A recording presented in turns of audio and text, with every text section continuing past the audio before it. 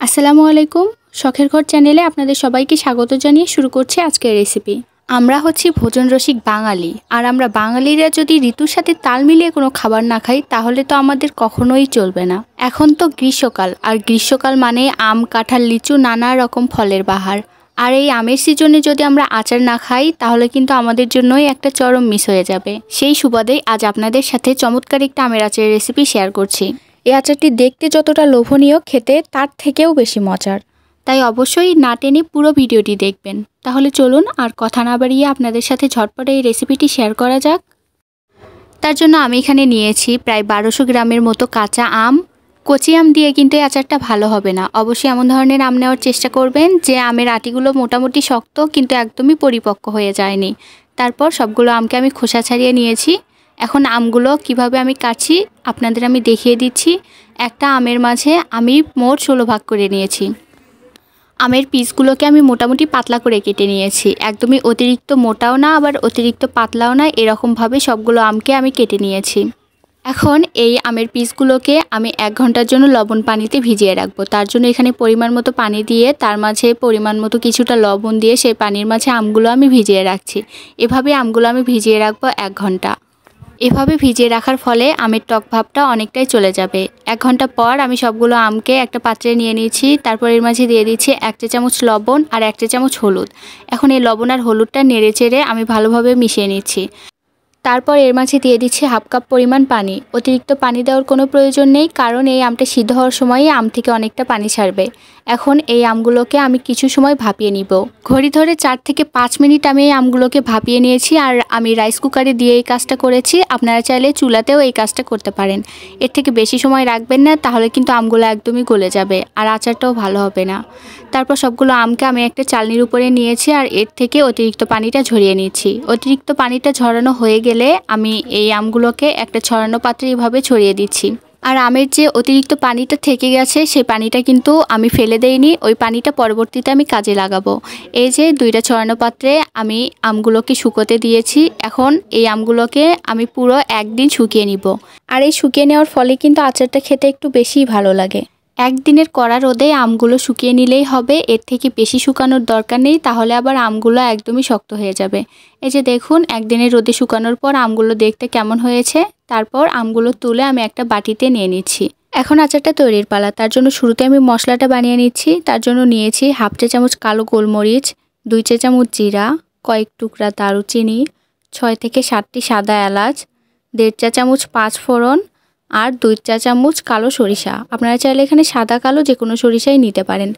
তারপর এই মশলাগুলোকে আমি কিছুক্ষণ চুলায় ভালোভাবে টেলে নিচ্ছি।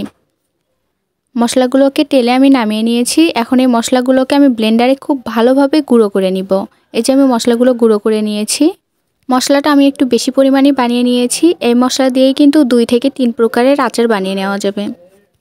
এখানে কড়াইয়ে আমি 1/4 কাপ সরিষার তেল নিয়েছি। তেলটা কিছুটা গরম হয়ে এলে এর মাঝে দিয়ে দিচ্ছি কয়েক কোয়া থেতো করা রসুন, মাঝখান দিয়ে একটা তেজপাতা চিড়ে দিয়ে দিচ্ছি আর দিয়ে দিচ্ছি সামান্য আস্ত জিরা। এই আস্ত জিরাটা দেওয়ার ফলে কিন্তু আচারের টেস্টটা আরও দ্বিগুণ হয়ে যায়।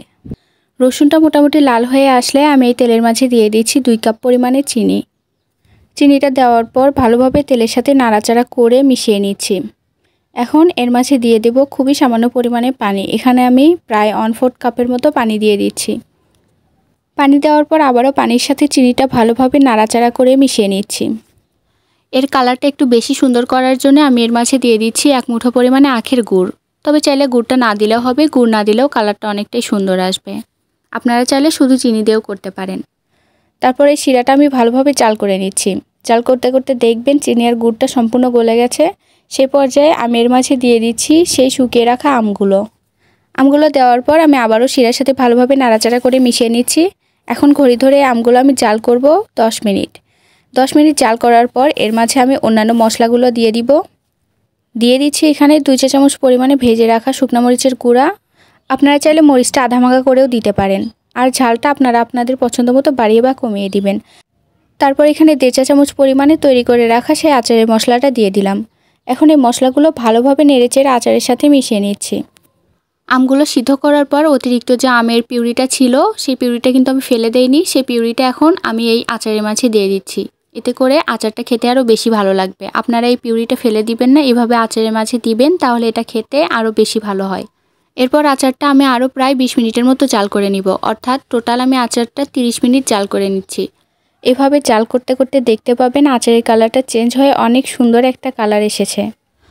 জাল করতে করতে যখন দেখবেন শিরাটা এরকম ঘন হয়ে এসেছে, সেই পর্যায়ে বুঝতে পারবেন আচারটা জাল করার আর কোনো দরকার নেই। একদম লাস্ট পর্যায়ে এসে এর মাঝে আমি দিয়ে দিচ্ছি হাফ চা চামচ পরিমাণে ধনে ও জিরা গুঁড়া। এটা অ্যাড করার ফলে এই আচারের ফ্লেভারটা আরও সুন্দর হয়ে যায়। এই ধনে ও জিরা গুঁড়াটা দেওয়ার পর বেশিক্ষণ জাল করার দরকার নেই, 1 থেকে 2 মিনিট জাল করে আমি নামিয়ে নিচ্ছি।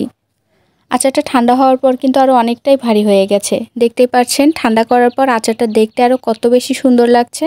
আপনারা একবার হলেও বাসায় এই আচারের রেসিপিটি ট্রাই করে দেখবেন, আপনাদের কাছেও অনেক বেশি ভালো লাগবে। আচারের লুকটা দেখেই তো আপনারা বুঝতে পারছেন যে এটা খেতে কত বেশি মজার হবে। সবার কাছে রিকোয়েস্ট, আমার এই রেসিপিটি ভালো লাগলে সবাই প্লিজ আমার চ্যানেলটি সাবস্ক্রাইব করে দিবেন, সাথে লাইক, কমেন্ট ও শেয়ার করতে ভুলবেন না। আজকের মতো এ পর্যন্তই, দেখা হয়ে যাবে নতুন কোনো রেসিপিতে। আল্লাহ হাফেজ।